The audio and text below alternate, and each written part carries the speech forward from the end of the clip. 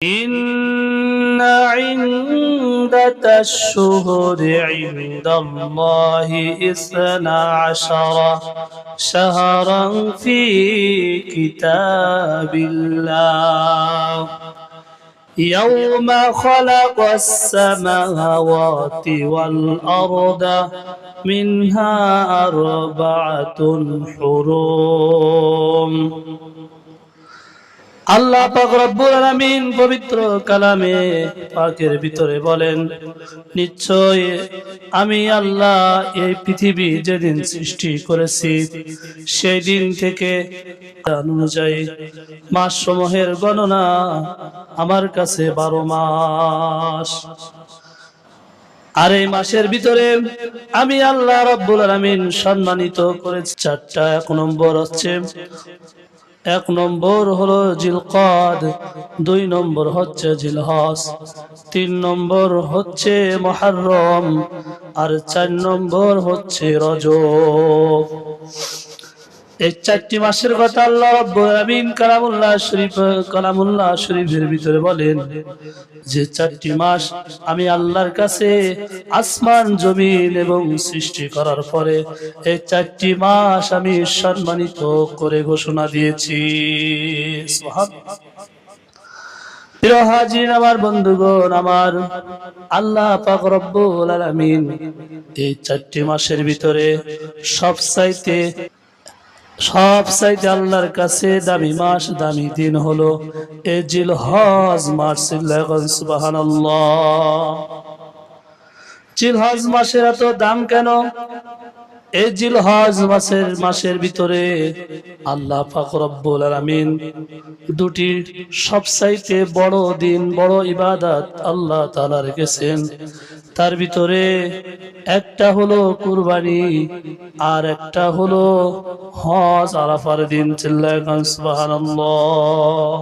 প্রিয় হাজী, আমার বন্ধুগণ, আমার আল্লাহ নবী বিশ্ব নবী হাদিস শরীফের ভিতরে বলেন, মা মিন আইয়ামিন আমালু সালিহু ফিহা আহাব্বু ইলাল্লাহি মিন হাযিহি আইয়াম, يعني أيام العشر. قالوا يا رسول الله صلى الله عليه وسلم والجهاد في سبيل الله. قال والجهاد في سبيل الله إلا رجل خرج من نفسه وماله فلم يرجع من نكلا بشيء. سبحان الله. প্রিয় হাজির, আমার বন্ধুগণ, আমার তিরমিজি শরীফের 3,13,131 নম্বর হাদিস এবং বুখারী শরীফের 1,329 নম্বর হাদিসের ভিতরে বিশ্ব নবী বলেন, জিলহজ মাসের প্রথম 10 দিনের নেক আমল করা আল্লাহর নিকট যত বেশি প্রিয়তর, কোন দিনের আমল তার নিকট তত বেশি প্রিয় নয়। এই জিলহজ মাসের 10 দিন, 1 থেকে 10 নম্বর দিন পর্যন্ত এই আমলগুলো আল্লাহর কাছে এত বেশি প্রিয় যা আর অন্য কোন দিন আমল করা এত বেশি প্রিয় নয়। সুবহানাল্লাহ। সাহাবীগণ প্রশ্ন করলেন, বিশ্বনবী ইয়া রাসূলুল্লাহ, আমরা যদি আল্লাহর পথে জিহাদ করি আর শহীদ হয়ে যাই, ওই আমলটা কি এর চাইতে বেশি দামি নয়?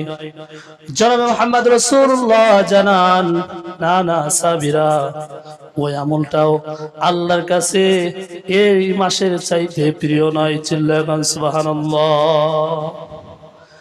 আল্লাহর নবী বলেন, কিন্তু একটা ইবাদত দামি আছে, এই ইবাদতের সমতুল্য রয়েছে। সাহাবীগণ প্রশ্ন করলেন, ইয়া রাসূলুল্লাহ, ইয়া হাবিবাল্লাহ, সেই আমলটা হলো কি? আল্লাহর নবী বললেন, ওই আমলটা হলো, যদি কোনো ব্যক্তি জিহাদে যাওয়ার জন্য তার যত সম্পদ রয়েছে, তার যত মাল রয়েছে, এই মালগুলো, সম্পদগুলো আল্লাহর রাস্তায় নিয়ে যায় এবং ওই মালগুলো সব খরচ করে ফেলে এবং ওই ব্যক্তি শহীদ হয়ে ওই ব্যক্তি মারা যায়, ওই ব্যক্তি হলো এই ইবাদতের সমতুল্য। একটু চিল্লায় বলা যাবে না সুবহানাল্লাহ? সাহাবীগণ আরো প্রশ্ন করলেন, ইয়া রাসূলুল্লাহ, আল্লাহর নবী বললেন, আফদালু আইয়ামিদ দুনিয়া ওয়াল আশরু, ইয়ানি আশরা জিলহজ্জা। তিরমিজি শরীফের 3313 নম্বর হাদিস। আল্লাহর নবী বলেন, দুনিয়ার সবচেয়ে বেশি ফজিলতের দিন হলো জিলহজ মাসের প্রথম 10 দিন। জিলহজ মাসের প্রথম 10 দিন আল্লাহর নবী বলেন এত বেশি আল্লাহ রব্বুল আলামিনের কাছে প্রিয়। এই 10 দিনের প্রতিদিনের সিয়াম যদি কেউ আদায় করে 1 নম্বর দিন থেকে 10 নম্বর দিন পর্যন্ত প্রত্যেক দিন একটা করে রোজার বিনিময়ে আল্লাহ রব্বুল আলামিন 1 বছর সিয়াম রাখলে যে সওয়াব হয় ওই সমতুল্য সওয়াব আল্লাহ তাআলা তার আমলনামায় দান করে দিবেন। একদিন রোজা রাখলে 1 বছর লাগাতার রোজা রাখলে যে সওয়াব হয় ওই সওয়াব আল্লাহ তাআলা ওই ব্যক্তির আমলনামায় দান করবেন। সুবহানাল্লাহ। সাহাবীগণ প্রশ্ন করলে, ইয়া রাসূলুল্লাহ, আর কি সওয়াব হবে? আল্লাহর নবী বলেন যদি কেউ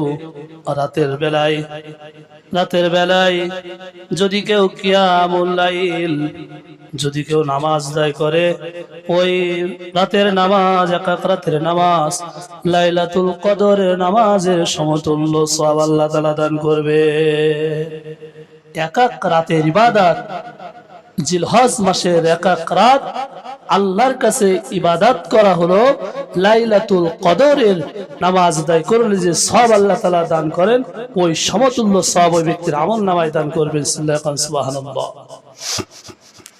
প্রিয় হাজির আর বন্ধুগণ আমার, এই জিলহজ মাসের এত বেশি ফজিলত, এই জিলহজ মাস সম্পর্কে ইবনে মালিক রাদিয়াল্লাহু তাআলা আনহু বলেন, প্রথম 10 দিন যে ব্যক্তি ইবাদত করবে 1000 বছর ইবাদত করলে যে সওয়াব হয়, প্রত্যেকটা দিন ইবাদত করার বিনিময়ে আল্লাহ রাব্বুল আলামিন ওই পরিমাণ সওয়াব ওই ব্যক্তির আমলনামায় দান করবেন।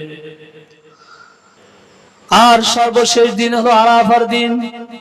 এই আরাফার দিন কেউ যদি রোজা রাখে, আল্লাহ নামে ইবাদত বন্দেগী করে, আর যদি রাত্র জাগরণ করে, ওই ব্যক্তির আমলনামায় 10,000 বছর ইবাদত করলে যে সওয়াব হয় আল্লাহ পাক রব্বুল আলামিন ওই ব্যক্তির আমলনামায় সেই সওয়াব দান করবে। আরাফার দিনের ফজিলত আল্লাহর কাছে এত বেশি, এত মর্যাদাবান যে 1 রাত ইবাদত করলে 10,000 বছর ইবাদতের সওয়াব আল্লাহ তাআলা দান করবেন। সুবহানাল্লাহ। শুধু তাই নয়, হাদিস শরীফের ভিতরে আরো আছে, তিরমিজি শরীফের 2481 নম্বর হাদিস, যে ব্যক্তি ফজরের পরে সালাত ফজরের জামাতের সাথে আদায় করবে, ফজরের সালাত জামাতের সাথে আদায় করবে এবং ফজরের সালাত আদায় করবার পরে বসে বসে একটু কোরআন তেলাওয়াত করবে, জিকির আজকার করবে, এরপরে যখন সূর্য উদয় হবে ওই সময় যে ব্যক্তি 2 রাকাত নামাজ আদায় করবে, 2টি রাকাত নামাজ আদায় করে এরপরে বাড়ি চলে যাবে, ওই ব্যক্তির আমলনামায় 2টি কবুলকৃত হজের সওয়াব আল্লাহ রাব্বুল আলামিন দান করে দিবে। একটা করে 2টি হজ কবুল হলে যে সওয়াব হতো ওই পরিমাণ সওয়াব আল্লাহ তাআলা তার আমলনামায় দান করে দিবেন। সুবহানাল্লাহ। ভাইরা আমার, বন্ধুরা আমার, এই জন্য এই দিনগুলো এত বেশি মূল্যবান। আপনি আমি যদি একটি দিন একটা রোজা রাখি, আল্লাহ তাআলা আমাদের আমলনামায় 1 বছর রোজা রাখার সওয়াব দান করবে। আর যদি একটা রাত জাগরণ করি তাহলে লাইলাতুল কদরের রাতে ইবাদত করলে যে সওয়াব হয় ওই পরিমাণ সওয়াব আল্লাহ তাআলা দান করবে। এই জন্য আমরা কেউ হেলায় এই দিনগুলো না কাটিয়ে আমরা প্রত্যেকেই যেন আল্লাহর ইবাদত বন্দেগী করে কাটাতে পারি। আল্লাহ পাক আমাদের সকলকে কবুল করে নিক, সকলে বলে আমিন। আর আমরা যারা কুরবানি করব, সহিহ মুসলিম শরীফের হাদিসের ভিতরে আসছে 31,565 নম্বর হাদিস, আল্লাহর নবী বলেন, বিশ্ব নবী বলেন, যে ব্যক্তি কুরবানি করার নিয়ত করেছে আর কুরবানি নিয়ত করার পরে যখন কুরবানির চাঁদ উঠেছে, জিলহজ মাসের চাঁদটা তখন উদিত হয়েছে, ওই চাঁদ উদিত হওয়ার পরে ওই ব্যক্তির নখ এবং চুল কাটা থেকে বিরত থাকতে হবে। কুরবানি না করা পর্যন্ত চুল, নখ এই সমস্ত কাটা বা ছাটা যাবে না। এগুলো আমাদেরকে অবশ্যই মানতে হবে। আর যাদের সামর্থ্য রয়েছে ওই ব্যক্তি যদি কুরবানি না করে, বিশ্বনবী হাদিস শরীফের ভিতরে বলেন, আল্লাহর নবী বলেন, ওই ব্যক্তি যেন আমার ঈদগাহের কাছেও না যায়। ওই ব্যক্তির জন্য ঈদের নামাজ নয়, ওই ব্যক্তির জন্য কোনো খুশি নয়, কারণ ওই ব্যক্তিটা আল্লাহ রাব্বুল আলামিনের কাছে অপ্রিয়। এই মাসের ভিতরে যে দুটি বড় ইবাদত রয়েছে, সেই দুটি ইবাদতের ভিতরে একটি হচ্ছে সবচাইতে বড় ইবাদত, যেটা হচ্ছে আল্লাহর নামে কুরবানি করা। সুবহানাল্লাহ। আর 2 নম্বর ইবাদত হচ্ছে হজ ব্রত পালন করা। এই জন্য এই মাসটার দাম আল্লাহর কাছে এত বেশি। সুবহানাল্লাহ। প্রিয় হাজরিন, এই জন্য আমরা সকলে এই জিলহজ মাসকে প্রাধান্য দিব। আমরা অবশ্যই জিলহজ মাসের পরিপূর্ণ হক আমরা আদায় করব। আল্লাহ তাআলা আমাদের সকলকে তৌফিক দান করুক। সকলে বলে আমিন। প্রিয় হাজিরিন, আমার বন্ধুগণ, আমার আল্লাহ রাব্বুল আলামিন ইব্রাহিম আলাইহিস সালামকে স্বপ্ন যুগে দেখালেন, হে ইব্রাহিম, ফালাম্মা বালাগা মাআহু সায়া ক্বালা ইয়া বুনাইয়া ইন্নী আরা ফিল মানামি আন্নী আসবাহুকা ফানজুর মাযা তারা। হে ইব্রাহিম, তুমি তোমার ছোট্ট ছেলে ইসমাইল যখন একটু দৌড়দৌড়ি করার মতো বয়স হবে, যখন তোমার সঙ্গে কাজ করার মতো বয়স উপনীত হবে, ওই সময় আমি তোমাকে আদেশ করলাম তোমার প্রিয় সন্তানকে তুমি কুরবানি করবে। কি করবে? কুরবানি করবে। তিনি সন্তানকে যে বলতেছে, সন্তান, আল্লাহ রাব্বুল আলামিন আমাকে স্বপ্ন যুগে আদিষ্ট করেছে আমি যেন তোমাকে কুরবানি করি। এতে তোমার মত কি, তোমার ওপিনিয়ন কি, তুমি একটু বলো। ছেলে বলতেছেন, আব্বা, আপনাকে যা আল্লাহ আদেশ করেছে আপনি তাহাই পালন করুন, এতে আমার কোনো আমত নাই। সুবহানাল্লাহ। আল্লাহ তাআলা আপনাকে যাহাই আদেশ করেছে আপনি তাহাই করুন, এতে আমার কোনো আমত নাই। প্রিয় হাজিরিন, আমার বন্ধুগণ, আমার সন্তানকে সাজিয়ে গুজিয়ে কুরবানির জন্য নিয়ে যাওয়া হলো। যখন তাকে শয়ে ফেলা হলো, যখন তিনি ছুরিটা চালালেন, সঙ্গে সঙ্গে আল্লাহ রাব্বুল আলামিন জিবরিল আলাইহিস সালামকে বললেন, জিবরিল চলে যাও। সাথে সাথে জিবরিল আলাইহিস সালাম দুম্বা নিয়ে হাজির হলেন। সঙ্গে সঙ্গে দুম্বা কুরবানি হয়ে গেল। ইসমাঈল আলাইহিস সালাম কুরবানি হলো না। সুবহানাল্লাহ। কুরবানির ইতিহাস আমাদের সকলের জানা আছে।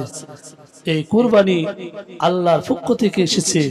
আল্লাহ মানুষের জান এবং মালের পরীক্ষা নেওয়ার জন্যই কিন্তু এই কুরবানি দিয়েছে। কারণ এই মাসের ভিতরে দুটি বড় ইবাদত, এই দুটি বড় ইবাদতই কিন্তু মালের ইবাদত। কেন মালের ইবাদত? কারণ আপনাকে আমাকে যখন একটি গরু কিনতে হবে তখন আমাদের টাকাগুলো খরচ করতে হবে। যখন হজ করতে হবে তখন কিন্তু আমাদের পয়সা খরচ করে এরপরে হজে যেতে হবে। এই জন্য সব শারীরিক ইবাদত নয়, এটা হচ্ছে মালের ইবাদত। আর এই মালের ইবাদতটা হচ্ছে আল্লাহর কাছে এই মাসের ভিতরে সবচাইতে প্রিয় ইবাদত। সুবহানাল্লাহ। এই জন্য আমাদের যাদের সামর্থ্য থাকবে, আমরা যারা সামর্থ্য অনুযায়ী অবশ্যই কুরবানি করব। কারণ আল্লাহর কাছে এই মাসে কুরবানি করার ফজিলত অনেক বেশি। কারণ আল্লাহ রাসূল বলতেছেন, যে ব্যক্তি কুরবানি করবে ওই কুরবানির পশুর গায়ে যতগুলো লোম রয়েছে আল্লাহ পাক রব্বুল আলামিন ততগুলো নেকি ওই ব্যক্তির আমলনামায় দান করে দিবে। সুবহানাল্লাহ। এই জন্য আমরা সকলেই কোরবানি করব, কি করব না ইনশাআল্লাহ। আল্লাহ পাক আমাদের সকলকে কোরবানি করার তৌফিক দান করুক। সকলে বলে আমিন।